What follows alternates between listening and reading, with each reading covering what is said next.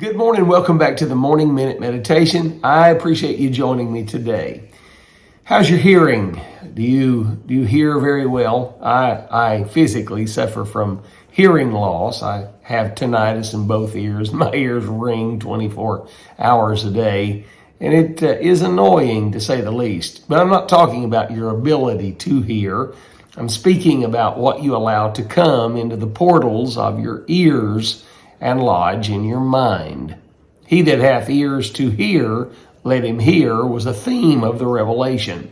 As a matter of fact, to all of the 7 churches in Asia Minor, John, recording the words of the Lord Jesus, said to each of the churches, "He that hath ears to hear, let him hear," in chapters number 2 and 3 of the Revelation.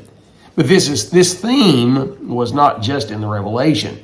In the book of Ezekiel, chapter 12 and verse 2, the Bible makes this statement: "Son of man, thou dwellest in the midst of a rebellious house, which have eyes to see and see not, they have ears to hear and hear not, for they are a rebellious house." It wasn't that they could not perceive with the eyes or perceive with the ears, but the ability to see as one ought to see with the eyes and the mind of God was not present with the children of Israel. And Jesus himself said in Matthew 11:15, "He that hath ears to hear, let him hear."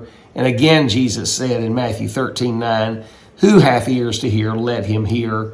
Again in Matthew 13:43, "Who hath ears to hear, let him hear."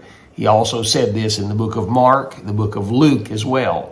"He that hath ears to hear, let him hear."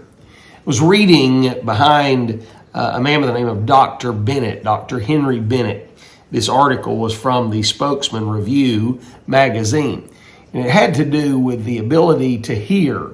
He said that during surgery, that patients were given information into their ears that would correspond in their behavior after they came out of anesthesia when the surgery was finished, such as this case would be. He said that they would give suggestion to the individuals under anesthesia to pull on their right ear or their left ear when they came out of surgery. And in the post-op interviews with the surgeons, each of the individual patients would reach up and pull their ear or tug on their ear after having been given the suggestion during surgery. The point was that the ears perceive, the ears hear, and then there is a correspondence to what has been heard. You see, if you're really hearing, there ought to be a correspondence with truth.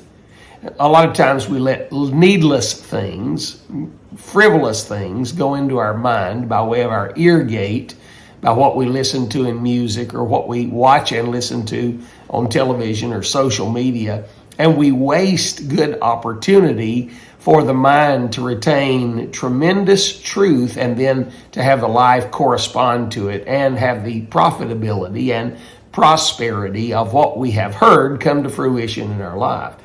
So be very careful, little ears, what you hear.